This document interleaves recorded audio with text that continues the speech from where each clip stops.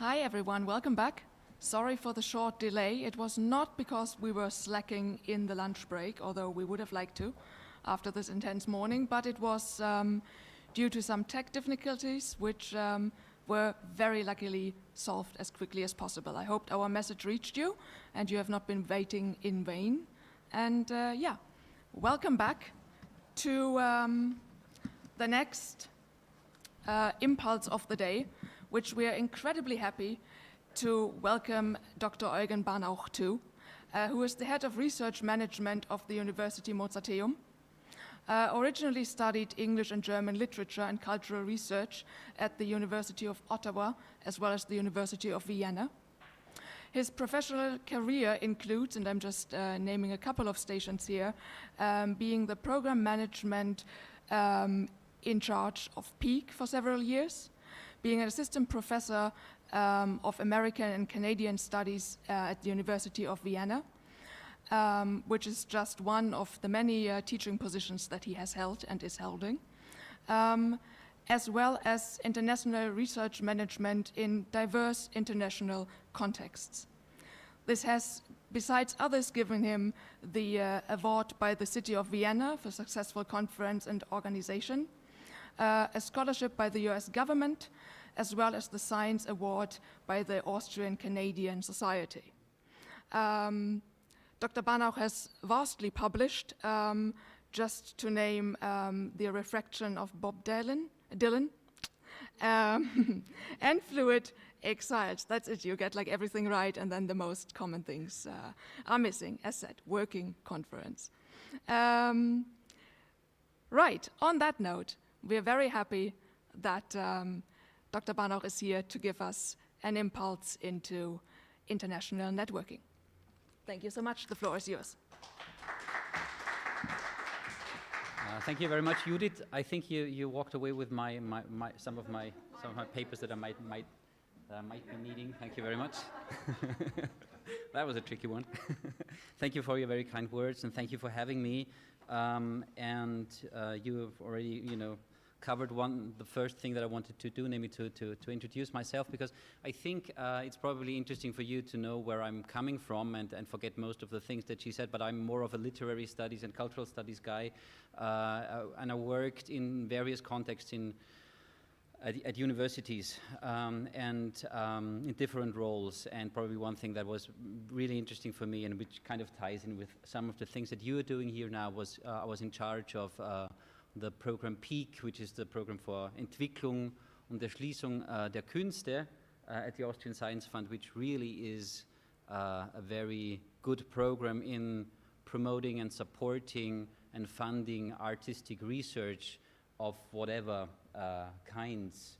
And so this is also something, especially for the crowd here from the Mozarteum, that you should have at the back of your minds and make a mental note, because PEAK is a program that will certainly also tie in with some of the things that you are working on, and that could be a very good vessel for some of the ideas and some of the projects that you're coming up with. So Ulrike Hatzer asked me to bring in some kind of probably structural perspective, something like a how-to fund or establish what you're trying to do. And I don't know whether I can do this, but I tried to think about it in the last couple of days, and I was thinking about some of the societies that I was involved with, academic societies, and I was thinking about the successful ones and the less successful ones.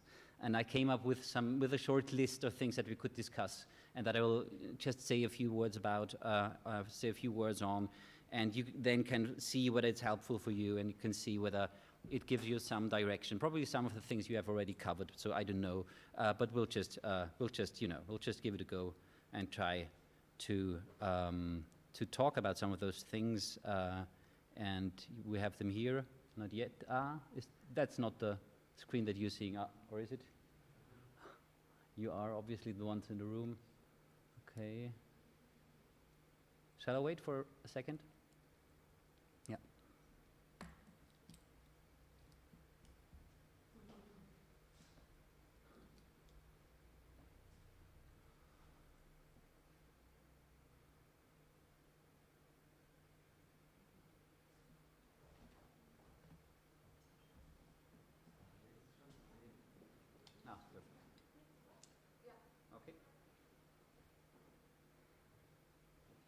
Okay, sounds good. It looks good as well. So, the first thing is what's in a name, or how to name any damn thing.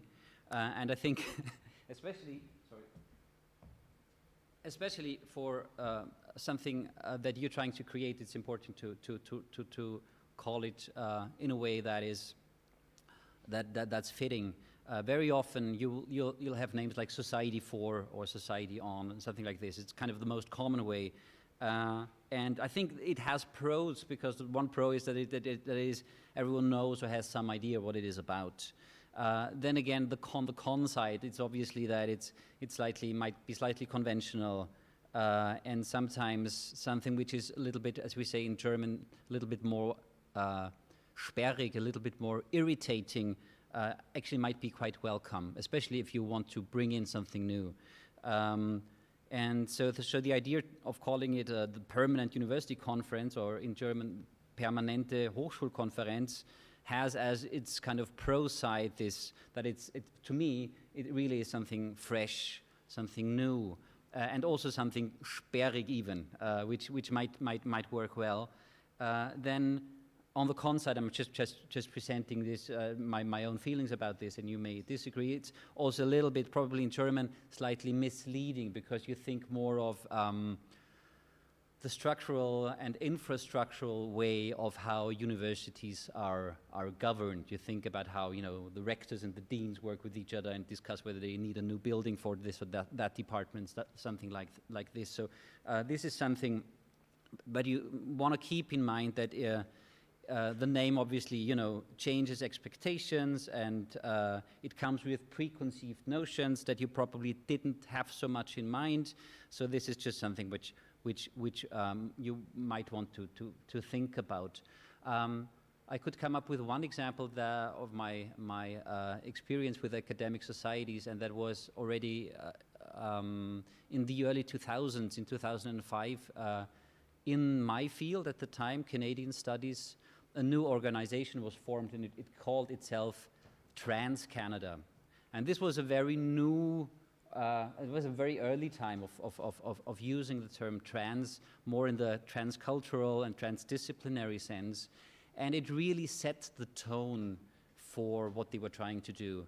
Not only that kind of some of their mission was already embedded in the name, it was also helpful because it just showed, okay, this is something new. This is not not just your next other society for Canadian literature as we had it before, but it was really focusing, and it was signaling something new, signaling a rupture, probably even something like a deconstructive approach to a hitherto rather formalized and backward-looking way of how people went about studying Canadian studies. And so this is just an example for how important a name could be.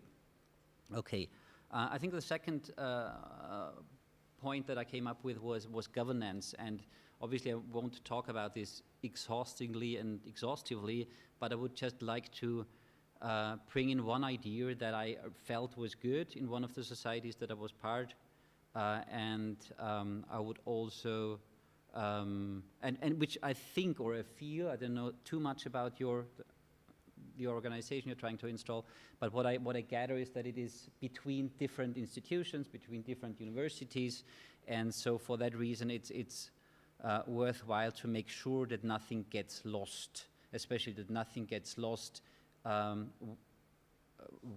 while you change guards, so to speak, while you, the lead or the presidency of the organization is changed. And so it's really just a very pragmatic idea that I had here in this context is to do it in a way another organization worked with.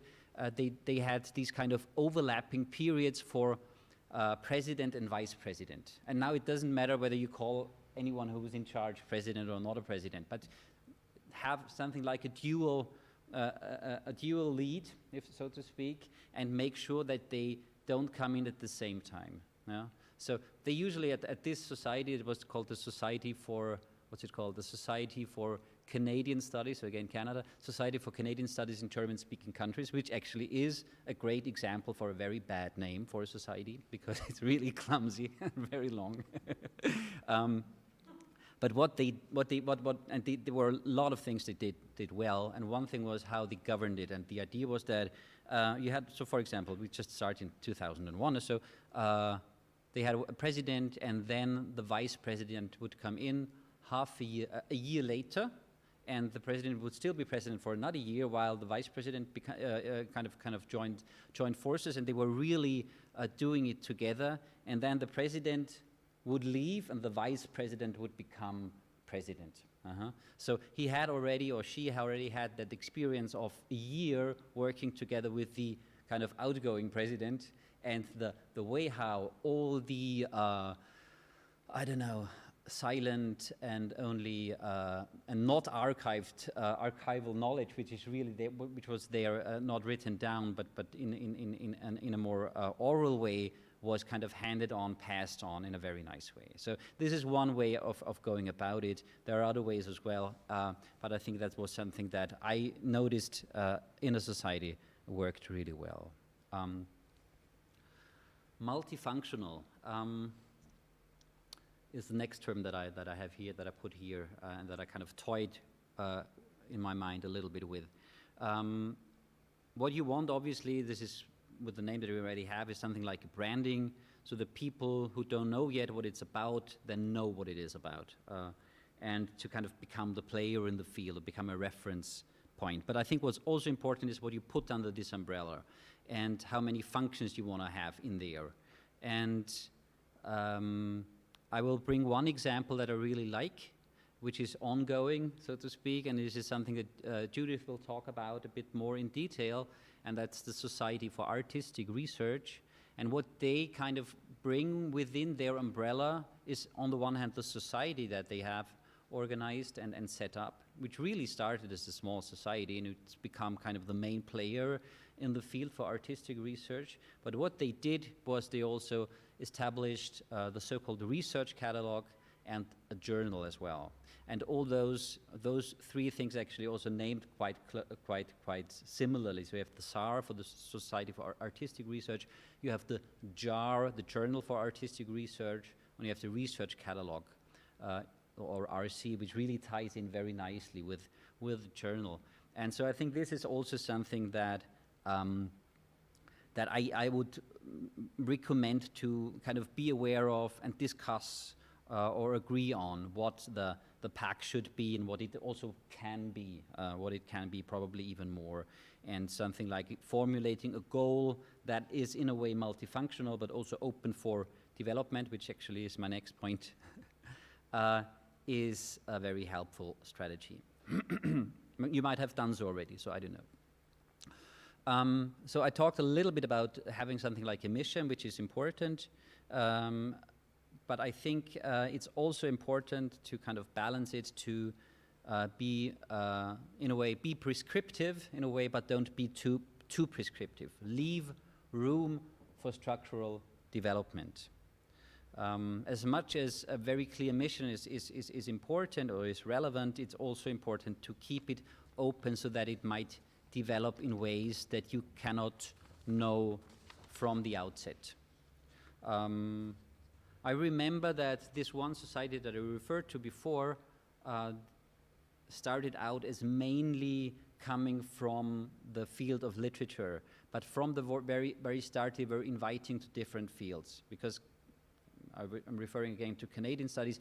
Canadian studies you find in all kinds of departments. Yeah. So, for example, probably the focus on Canadian studies would be in literature, both French and English, and American literature. But on the other hand, you'll have historians occupied with multiculturalism. You have sociologists who have branch out into Canadian studies.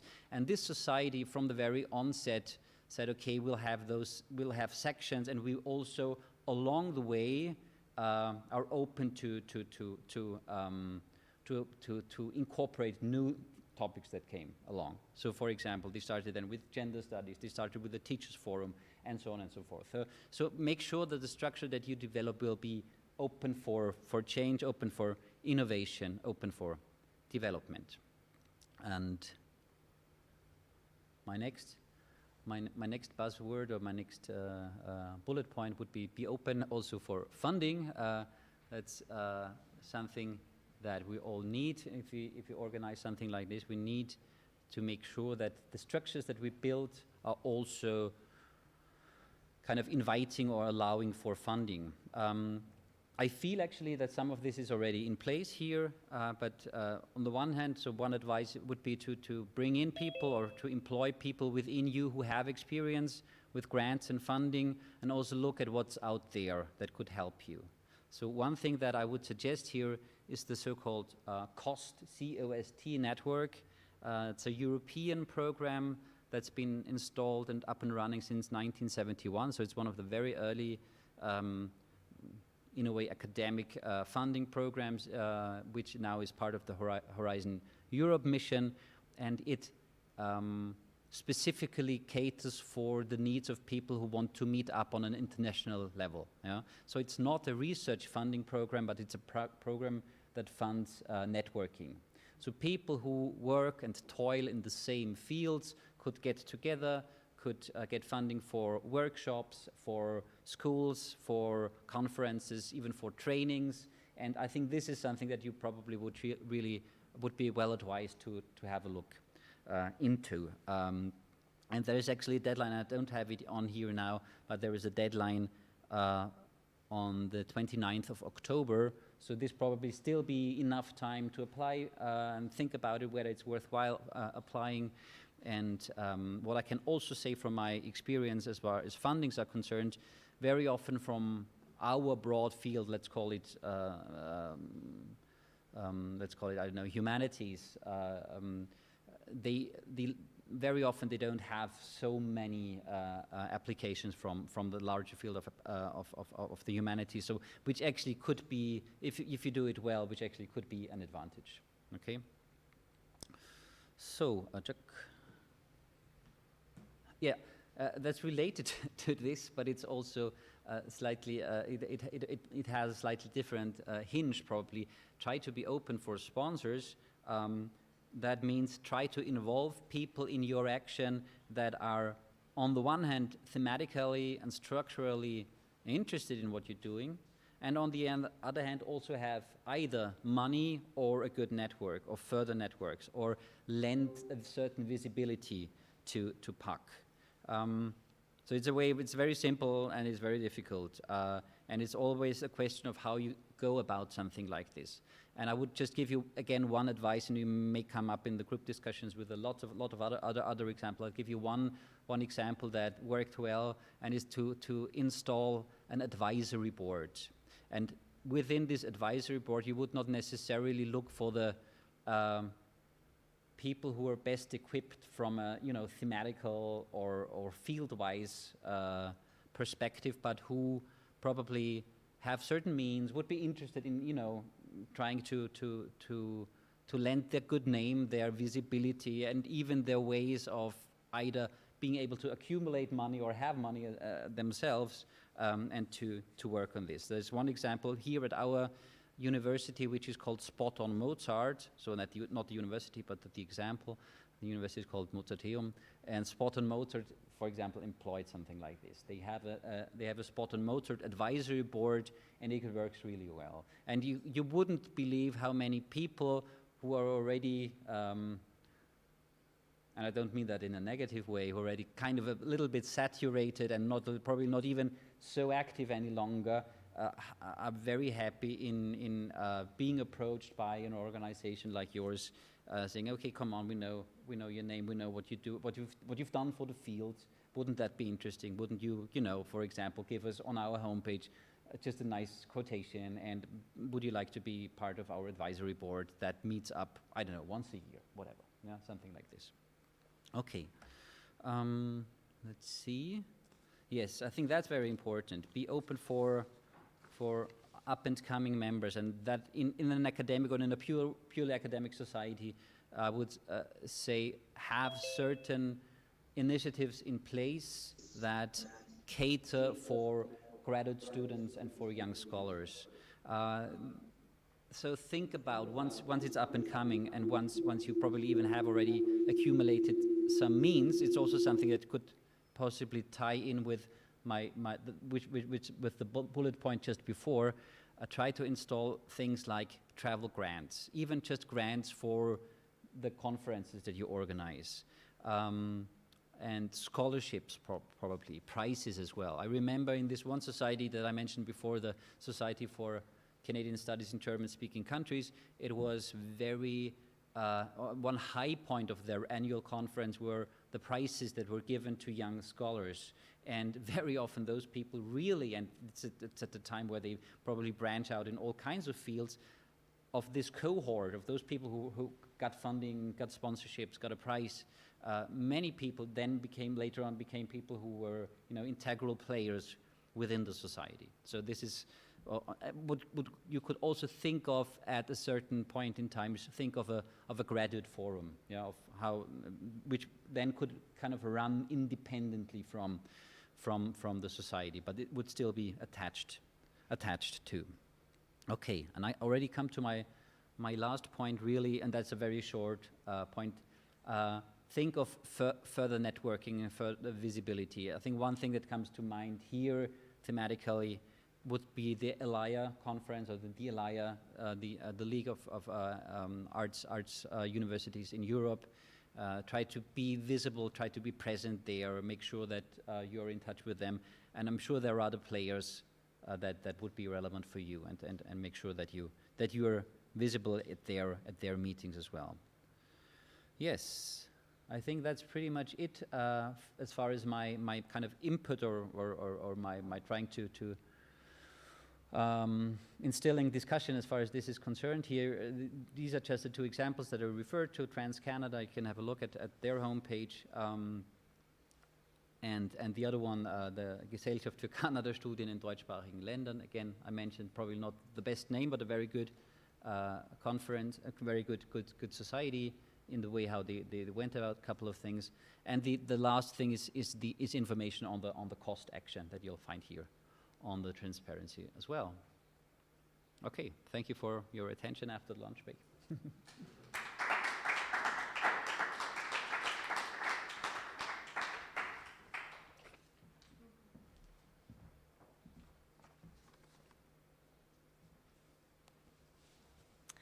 Thank you so much, Dr. Eugen Barnauch, for this insights, for these bullet points, for sharing all of this with us. I'm sure there's questions in the room. Before we go into that, which we're going to do again with the stream off and just like as a working session here within the room, let me, as already said, give you a very short example that I think it's even put in the program as might it be an example or not. I think that's for us to discuss later on. But let me tell you a couple of bullet points about the Society for Artistic Research that was already mentioned. Why are we looking to that? Because we thought it's it's an artistic field, it's an international and more to the point ongoing and on-growing society. So maybe something to look at.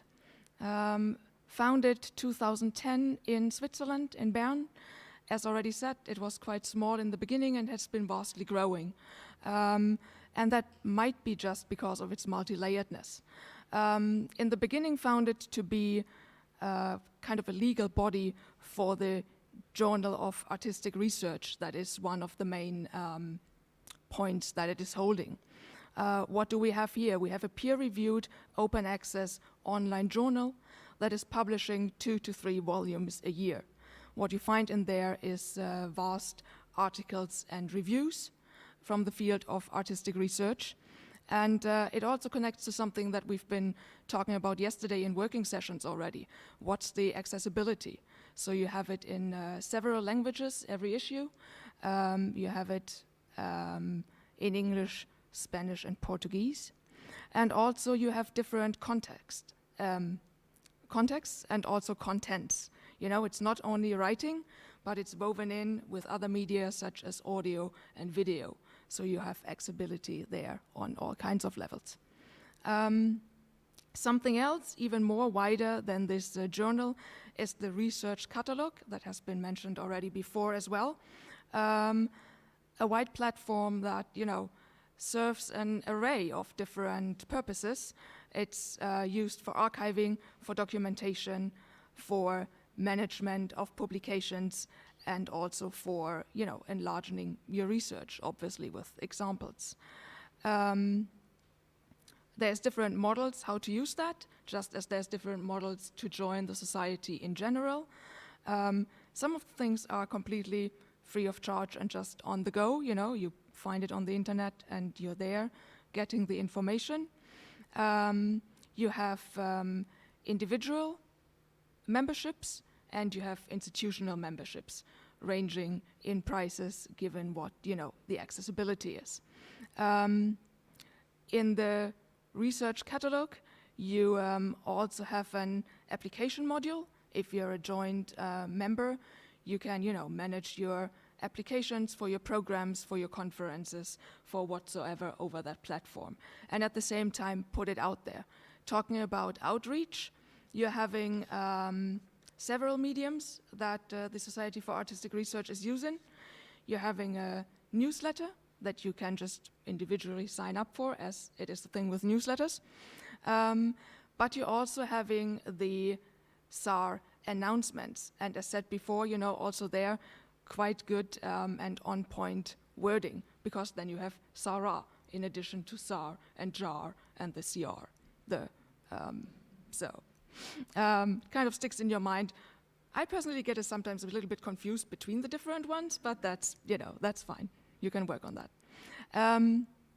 Anyways, the SAR announcements, once you signed up for that, also there, individual and institutionalized memberships, you can put your information out, your conference calls, your upcoming events, and it is then displayed on the webpage as well as sent out through the newsletter.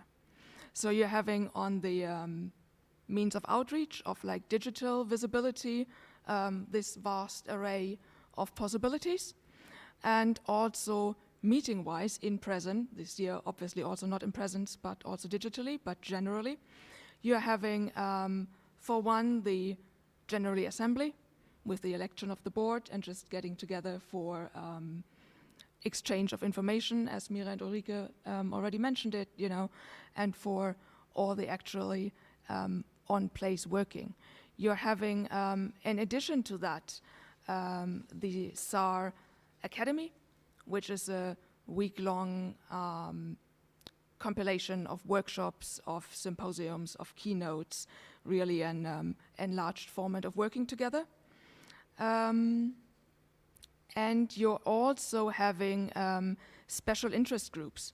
This is people who, before the annual conference, are getting together a day beforehand already, talking about special interests, be it temporalities, be it spatial organization, be it the wording of artistic research. And you have these working groups who are ongoing, but definitely are meeting in person, previous of the conferences. Talking about outreach, you're also having funding agencies working together, which I think goes a little bit in the same or a similar direction of what we've just heard of who do you want to have on board, what's the knowledge you want to have within your society, and who are you getting in for that. So for the institutionalized members who are in the Portal Partnership program, which is another outreach tool, which allows you to use your SAR membership also for multimedia workspaces, for archiving, for having direct online working spaces also for your students, and then be in direct distribution of whatever comes up there. So it's a direct tool for sharing. And for the universities having those partnerships, which are 17 worldwide at the moment, there's annual gatherings, annual workshops on how to manage content, on all the technical knowledge that you might want to have. Technical knowledge, obviously also vast usage of social media, Facebook, Twitter, or the like, for the direct outreach and connection.